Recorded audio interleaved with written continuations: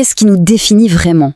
Est-ce qu'on est le fruit de notre ADN, de notre biologie, ou est-ce que ce sont plutôt nos expériences, notre éducation qui nous façonnent? C'est une question immense, une question qui a taraudé les penseurs depuis des siècles. Alors, ensemble, on va décortiquer l'un des plus grands débats sur notre identité. Au fond, sommes-nous le produit de la nature ou de la culture? Pour bien commencer, il faut poser les bases, comprendre les deux grandes forces qui semblent régir tout ce que nous sommes. D'un côté, on a la nature. Ça, c'est notre bagage de départ, si on veut. C'est l'inné, l'héritage biologique, ce qui est universel à notre espèce. Et de l'autre, il y a la culture. La culture, c'est tout ce qu'on apprend, tout ce qu'on acquiert au contact de la société. La langue, les traditions, les savoir-faire. C'est notre héritage social. Donc, pour résumer simplement, la nature, c'est ce qui est donné, la culture, c'est ce qui est construit. Ça a l'air simple dit comme ça, non ? Eh bien, c'est là que les choses se compliquent, parce que la frontière entre les deux est en fait incroyablement floue. En réalité, chez l'être humain, c'est presque impossible de démêler ces deux fils. Nature et culture sont tellement entremêlées qu'elles forment une seule et même étoffe. Et ce n'est pas n'importe qui le dit, c'est le grand anthropologue Claude Lévi-Strauss.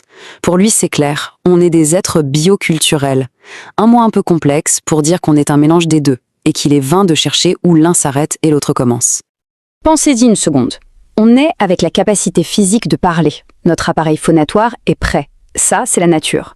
Mais pour qu'on puisse parler une langue, le français, l'anglais, le swahili, il nous faut absolument un environnement culturel. Le potentiel est naturel, mais sa réalisation, elle, est 100% culturelle. Et il y a un exemple absolument fascinant qui illustre parfaitement cette frontière floue, c'est la prohibition de l'inceste. C'est un paradoxe incroyable. D'un côté, c'est une règle, une interdiction posée par la société.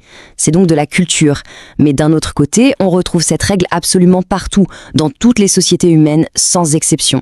Elle est donc universelle, presque comme une loi biologique. En fait, elle fait le pont entre le monde de la nature et celui de la culture. Forcément, avec une frontière aussi trouble, ça a donné lieu à des débats philosophiques passionnés. La grande question qui a émergé, c'est à quoi ressemblaient les humains avant la société? Quel était notre état de nature?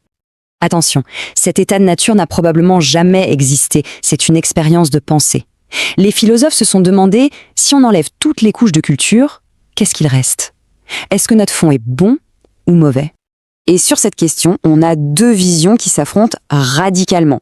D'un côté, Thomas Hobbes, de l'autre, Jean-Jacques Rousseau.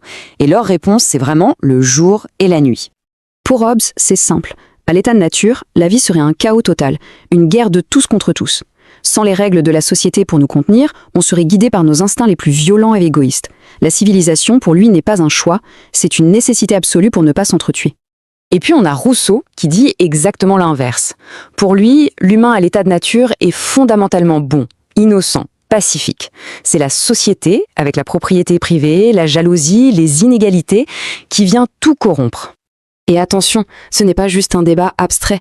Ces idées ont des conséquences politiques très concrètes. Si on pense comme Hobbes, on va vouloir un État fort, autoritaire, pour maintenir l'ordre. Si on penche plutôt du côté de Rousseau, on va défendre un système plus démocratique, qui préserve notre liberté naturelle. Bon, d'accord, mais en quoi tout ça nous concerne aujourd'hui, au XXIe siècle? Eh bien, c'est absolument fondamental.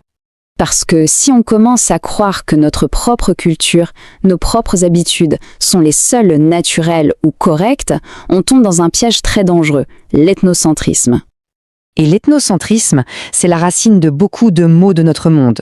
Le racisme, le fanatisme, la xénophobie.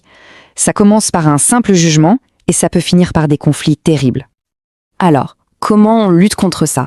L'antidote, c'est le relativisme culturel. C'est l'idée qu'on doit essayer de comprendre une culture de l'intérieur, selon sa propre logique, avant de la juger. C'est passer du jugement à la compréhension.